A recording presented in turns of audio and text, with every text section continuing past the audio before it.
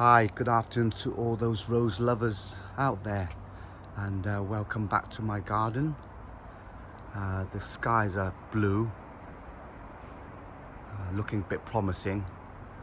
We've been having a lot of gloomy weather for the past 2 to 3 weeks, and really difficult to find a perfect day to come out to really video anything. This is the messy part of the garden, which I don't normally like to show, or rather I like to use the word natural. I've just been so busy and not really had the time or the enthusiasm to come in here and tidy it up. I just maneuver myself amongst the chaos and brambles to show you a rose. I've just realized this rose is bearing a lot of blooms. This rose, which I planted myself, is called Molyneux. It's almost 5.5 foot tall, more like a semi-climber. Bears medium-sized blooms with a tinge of orange and fading to yellow. Look at all these buds yet to open. It's a very upright growing habit, very similar to a Queen of Sweden. Not a very popular rose in this country, and this part of the garden is normally quite shaded, but it seems to have done okay, but it can do better. And this one is a rose called Graham Thomas. It did bear quite a few flowers early in the summer, but with that many amount of flowers, it just flopped all over the place, and it just looked really messy. And of course, a lot of bindweed, and this weed is really giving me some problems. Having to come in here once in a while to pull it out, but they just keep coming back. It's a battle that I always tend to lose.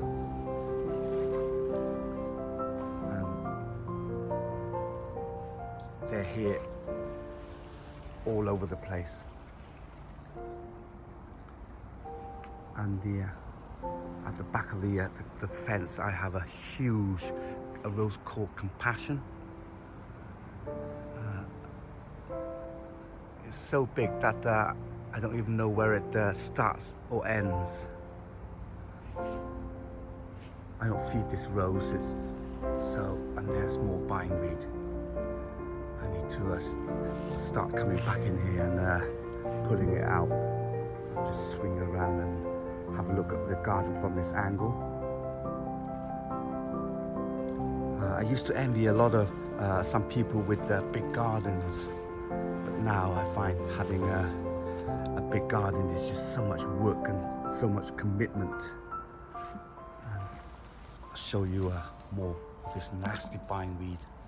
Look at that, it's just strangling all my plants and suffocating them.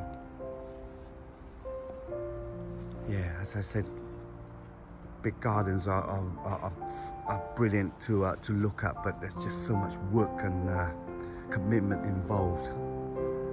Being a father to a young daughter and a husband, and other duty to fulfill, finding this time is not always easy, especially with the rose obsession that I have.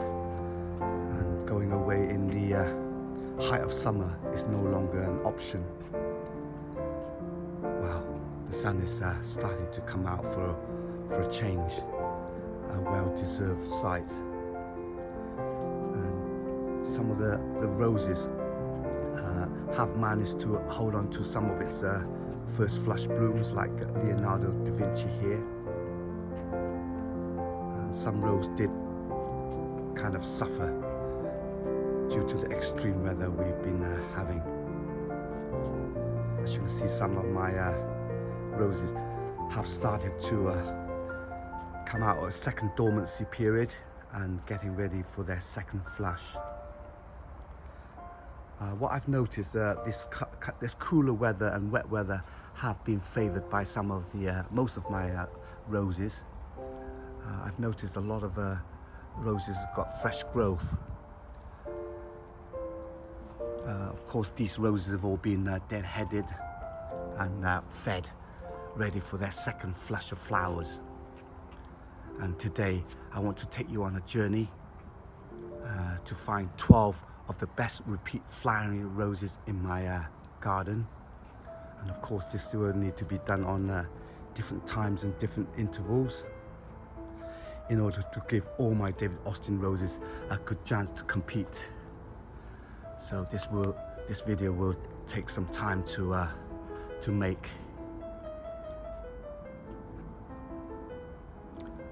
Wow, look at all these buds. I mean, there must be hundreds of them. Hundreds.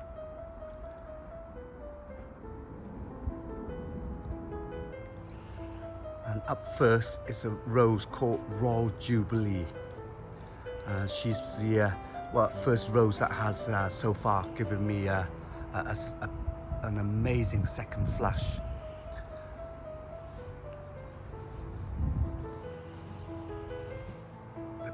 These flowers are deep chalice-shaped blooms and very, very beautiful. When it is time for this one to perform, it often put a lot of the others to shame.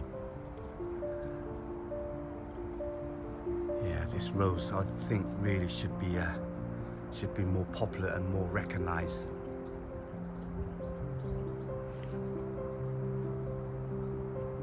Used to be one of my favorite roses, of course, one of the first ones I bought from David Austin, and this one has a place in my heart, and I keep coming back to see her.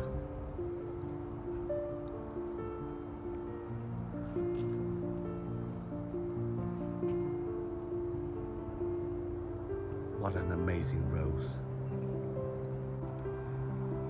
Wow, the sun has decided to come out today, and this is the best chance I'll ever get at capturing this beautiful rose on the second flush of the season.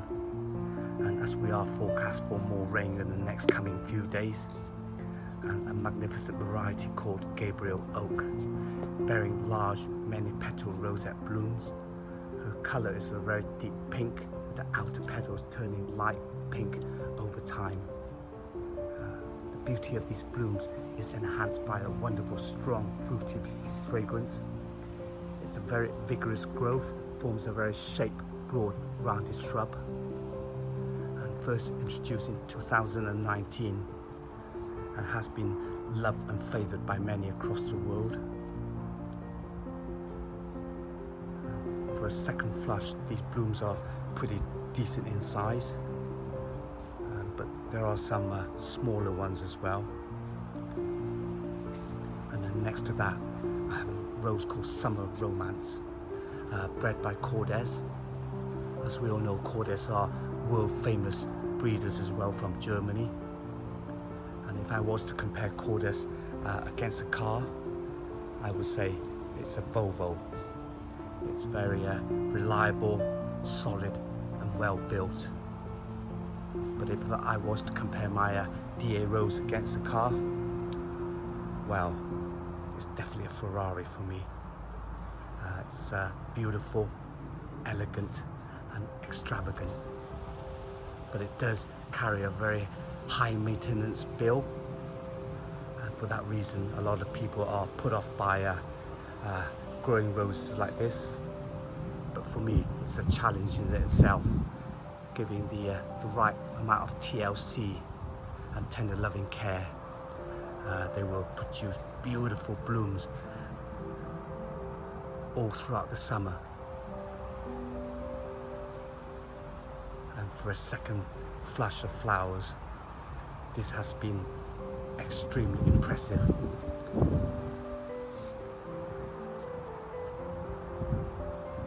A well-deserved spot at the top 12 repeat flowering David Austins in my collection,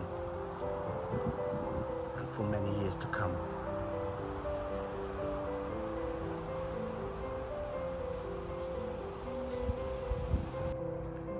This is Emily Bronte, an exceptionally beautiful rose with a distinctive neat blooms. Each bloom is a soft pink with different tones of cream and apricot. Has a strong tea scent and becoming more of an old rose with a hint of lemon and grapefruit. Forms a bushy shrub with strong, healthy, upright growth. And I say healthy, I mean I do see some sort of some sign of black spot in there. We've been having one of the wettest July I can remember, and most roses in UK have succumbed to this black spot one way or another. And this rose was first introduced in 2018. There isn't a time that I've not seen this rose without any flowers. It's a very continuous bloomer for me. And an exceptionally good repeater too. And making the top 12 best repeat flowering in my collection is not a problem. Such a beautiful rose.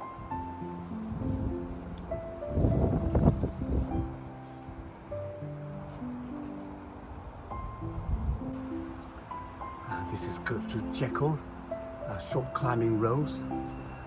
One of the first roses to start flowering for me.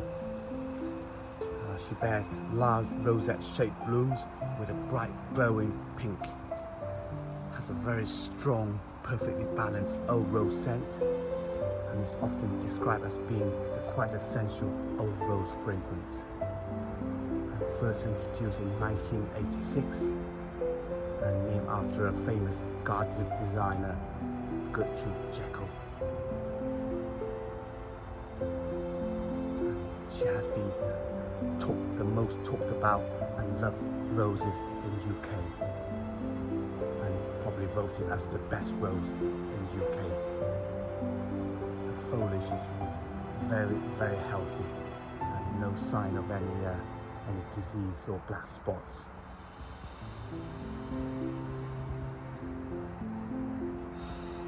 Wow, I've literally got my nose right against the blooms. Such a lovely, gorgeous scent.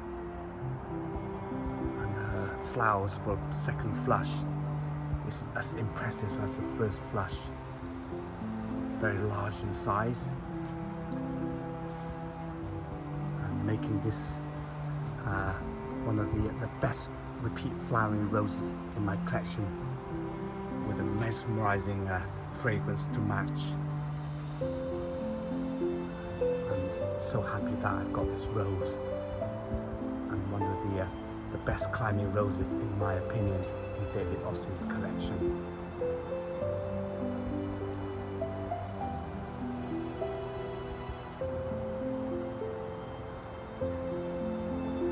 Probably voted as Britain's #1 rose for sure.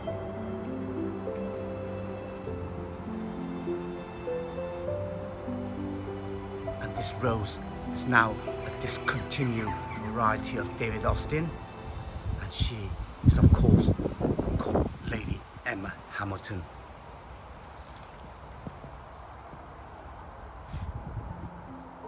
A lot of people are asking for this rose to come back. I don't understand why David Austin decided to discontinue this particular variety. I mean, look at the colour. Very, very unusual. Her fragrance is strong, fruity, amazing. And so many blooms. So many buds are yet to open. Very healthy, of course. Reasons why this was continued, yeah, I don't know. Maybe it's harder to propagate. But I'm glad I've got her in my collection. Wow, look at the colour, so sharp.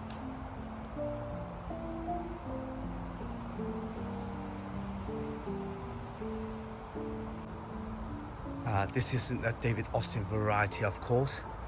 I just wanted to show you how resilient this rose has been.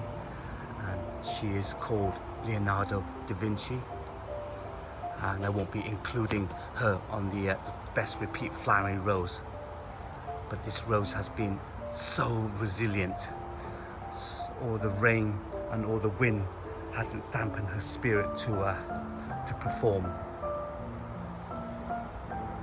Bearing clusters of flowers on each stem.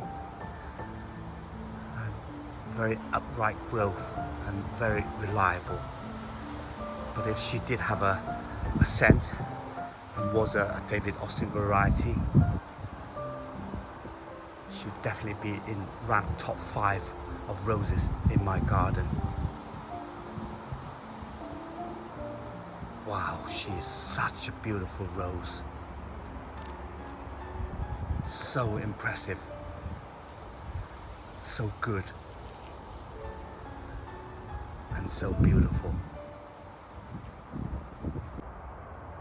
And finally, I've come to the end part of part 1 of my journey, where I find 12 of the best repeat David Austin roses in my garden. And I will leave you with the highlight of this rose, which have given me so much joy today.